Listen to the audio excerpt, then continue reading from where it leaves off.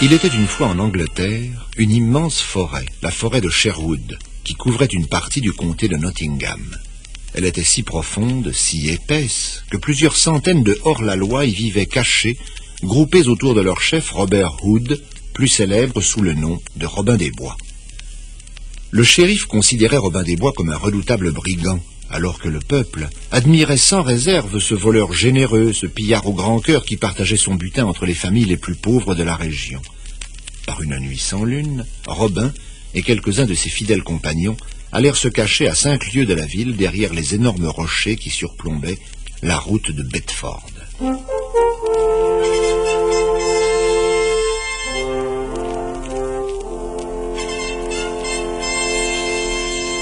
Mes amis, le convoi de ce damné shérif ne va plus tarder.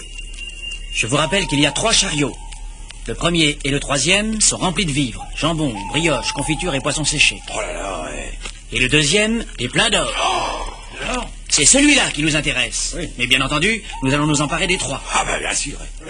N'oubliez pas qu'il doit y avoir au moins 6 hommes armés avec les conducteurs. Il faudra faire vite. Oh là là, ouais. Vous avez tous retenu les consignes? Ah ouais. Tuc, qu'est-ce que tu dois faire? Dès que j'entends les chevaux, je vais me poster au beau milieu de la route avec ma lanterne. Oui. Le convoi s'arrête. Et puis je raconte une histoire à l'homme du premier chariot. Il suffit que tu le retiennes un petit instant, le temps de lui dire que tu veux te rendre à la ville, que tu as mal aux pieds Ouais. ou aux genoux. D'accord. N'importe quoi pourvu qu'il t'écoute. Petit Jean, Ouais. que fais-tu dès que le convoi est arrêté? Je m'occupe du deuxième conducteur. Parfait. Et vous autres, à la seconde où Petit Jean attaque, vous encerclez le troisième chariot. Mais attention! Je veux tous les hommes du shérif vivants. Oh. Assommez-les à moitié, étranglez-les un petit peu, mais surtout pas de flèches ni de poignards. Je les veux en bon état. Ah bah on les ramènera vivants, ouais. On les prendra après. Ouais, c'est ça. La photo. Taisez-vous! Et voilà!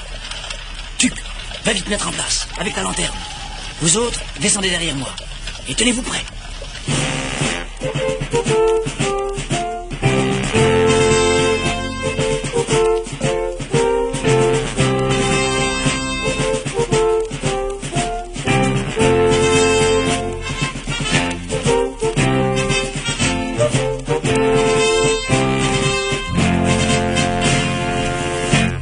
Tout se passa exactement comme l'avait prévu Robin des Bois.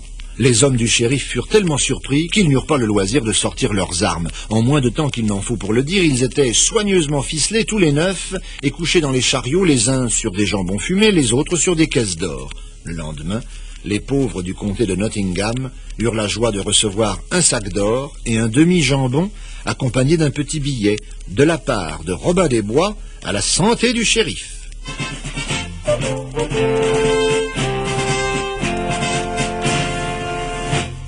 Elle était bien mauvaise, la santé du shérif de Nottingham. Les exploits de Robin des Bois lui donnaient de gros soucis. Ce diable d'homme semblait insaisissable. Aussi ce matin-là, le shérif prit une grave décision. Bienvenue, shérif. Oh, vous avez l'air de méchante humeur ce matin. Oh, y a de quoi. Voilà 6 semaines que j'ai mis à prix la tête de Robin des Bois et personne n'a tenté de le capturer. L'écriteau est toujours en place. On n'y a pas touché, shérif. Oh, par Saint-Georges, ces imbéciles ne doivent pas savoir lire. Les héros d'armes leur lisent le texte 3 fois par jour. Je vois qu'une solution, augmenter la prime. Encore? Ça va faire 5 fois qu'on l'augmente en 15 jours. Mais c'est pas vous qui payez. Bon, alors écrivez. Chasseur de prime. Mais à un S à prime. Attention. 100 marques d'argent. À qui livrera à Sir Guy de Gisborne, shérif de Nottingham, la tête du rebelle Robin des Bois. 100 marques d'argent? Mais shérif, c'est une fortune. Peut-être. Et j'en donnerai volontiers 3 fois plus pour être débarrassé de cette canaille de Robin des Bois.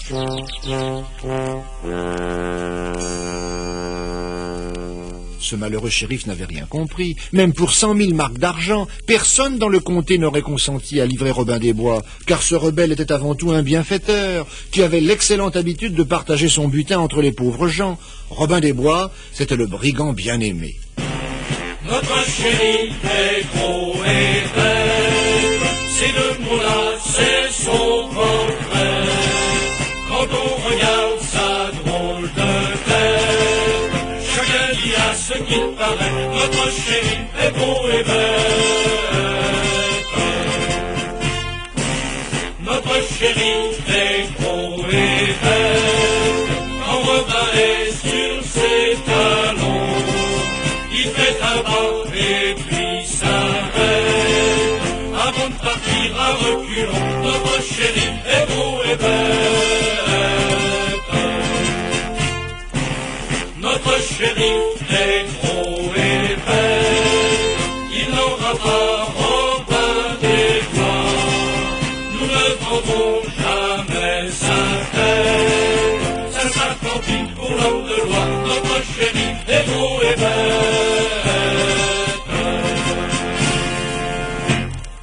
Fatigué de poursuivre Robin des Bois et furieux de le voir triompher régulièrement, le shérif étudia un plan sans défaut qui allait lui permettre de capturer son ennemi. Il commença par convoquer Sir William de Gisborne, son frère aîné.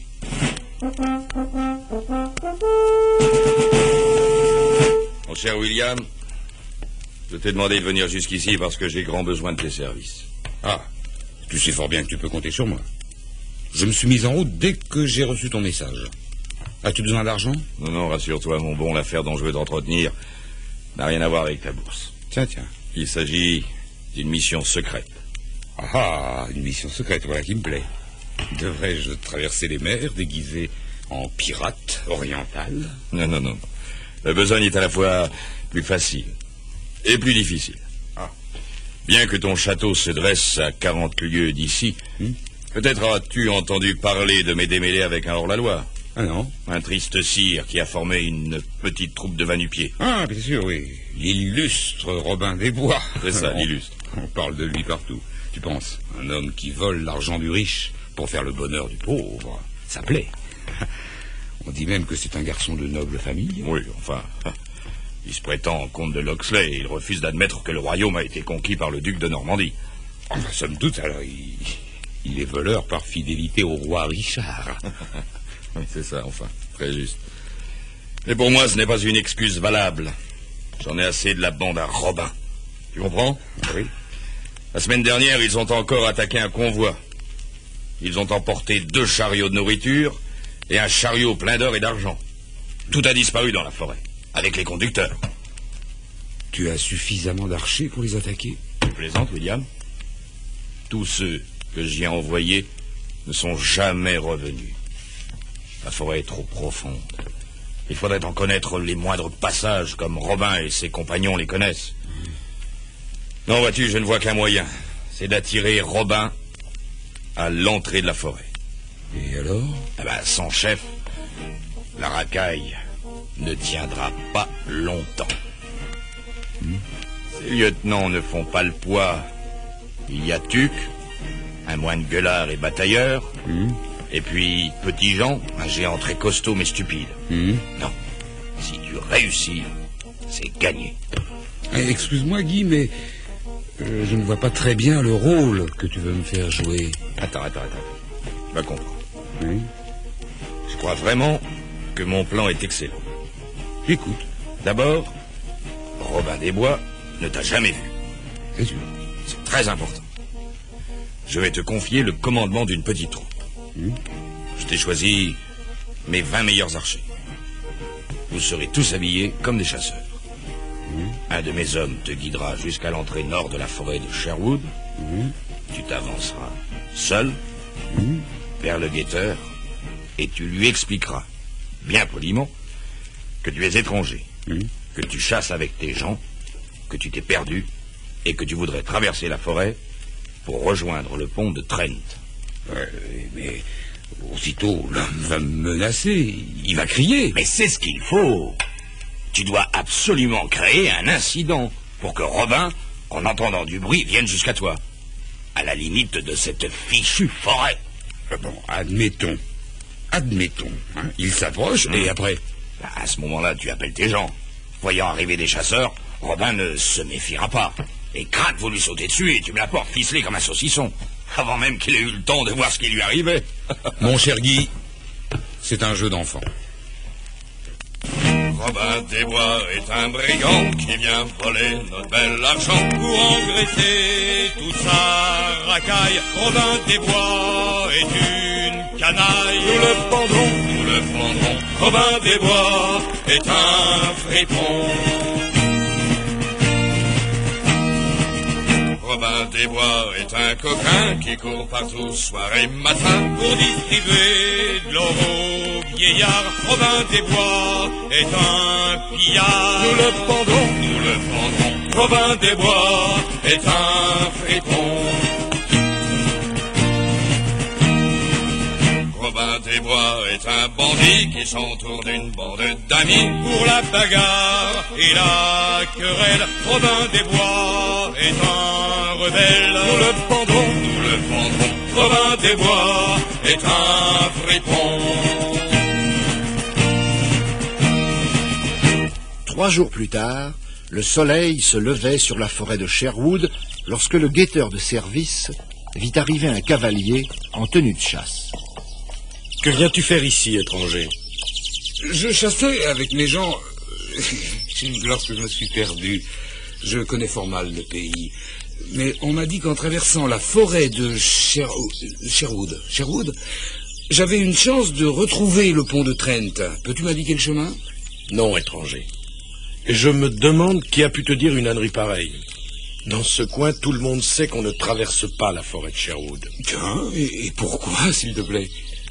Parce que c'est le domaine de Sir Robin, comte de Locksley. Ah, tu veux parler peut-être de ce brigand sans foi ni loi dont la tête est mise à prix? Exactement, étranger. Je veux parler de Robin des Bois, le défenseur des pauvres gens.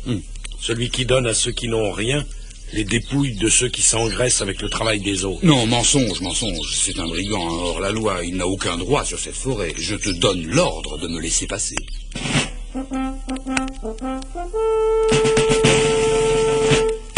À cet instant, Robin des Bois, la plume au chapeau et le sourire aux lèvres, sortit d'un buisson. Messire, je regrette de vous contrarier, mais personne autre que moi ne donne d'ordre à mes gardes. Je me présente, Robin des Bois, pour vous servir, messire. Je n'ai pas l'habitude de discuter avec des brigands. Ordonne à ce ribot de se retirer de mon chemin. J'entends traverser cette forêt. Messire, je suis désolé, mais vous ne passerez pas. La route est dangereuse pour les promeneurs. Dernier avertissement. Livre-moi passage ou j'appelle mes gens. Appelez qui vous voudrez, messire. Moi, j'appelle mes amis.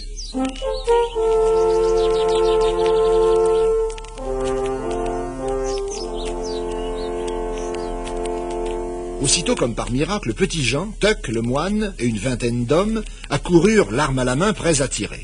La plupart d'entre eux portaient le chapeau vert des hors-la-loi. Derrière l'étranger, une foule de cavaliers en armes se tenait, prêts à attaquer. Amis, nous avons une visite. Un étranger désire traverser notre forêt. Je propose que nous lui chantions notre ballade d'accueil. Quel grand honneur pour les brigands que tous nous sommes. Quel grand honneur.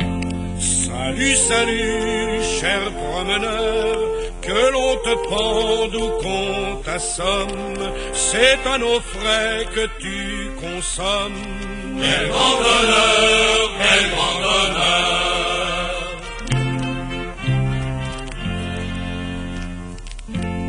Quel heureux jour, dans notre camp d'humbles rebelles. Quel heureux jour. Sonnez les corps, battez tambour, un étranger qui nous appelle, après ton matraque et ficelle. Quel heureux jour, quel heureux jour. Jolie chanson. Mais si tu tiens à ta peau, laisse-moi passer sans histoire. Je te signale que je suis un ami du bon roi Jean sans terre. Vous entendez, vous autres? Le ciel nous envoie un ami de Jean, le traître. Mes amis, je vous en prie, un peu de tenue. Est-ce ainsi que l'on reçoit les étrangers? Vous parlez comme le shérif. Nous avons entendu assez d'insolence. Messieurs, emparez-vous de ces gibiers de potence et qu'on en finisse.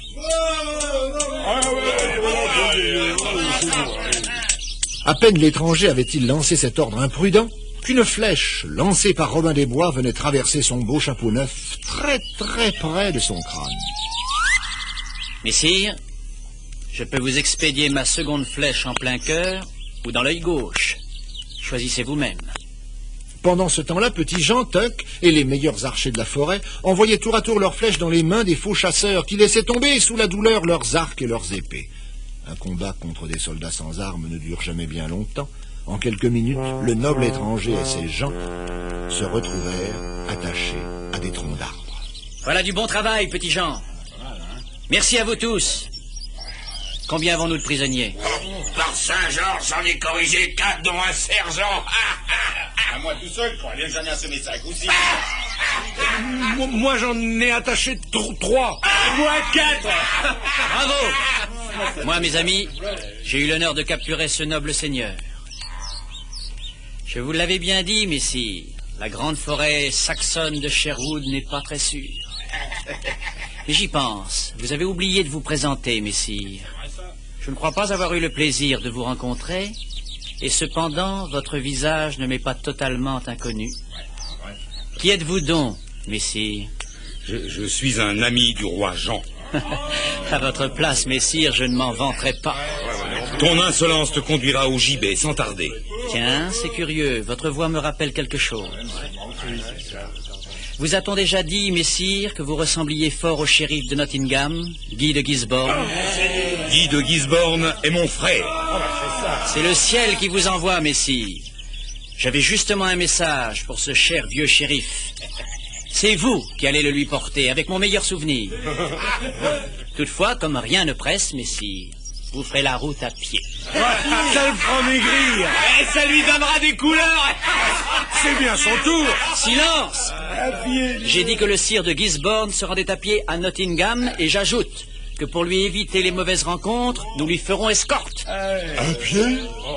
Que non, nous l'accompagnerons sur nos chevaux.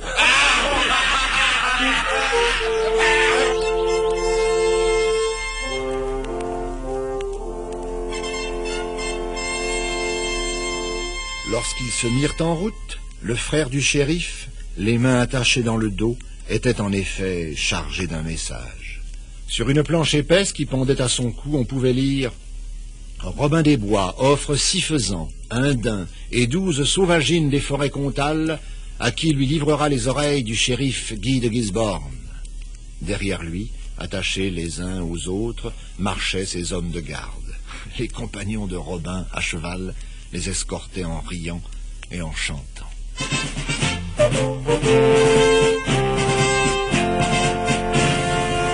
Quand le shérif lut l'écriteau qui se balançait sur la poitrine de son frère, il entra dans une rage folle, distribua des punitions à tous ses secrétaires et ordonna de multiplier par 20 le prix de la tête de Robin des Bois, ce qui ne servit à rien. Cette fortune ne tenta personne, et le brigand bien-aimé continua à venir en aide aux pauvres avec l'argent volé aux riches, ce qui est sans aucun doute la façon la plus économique de faire la charité.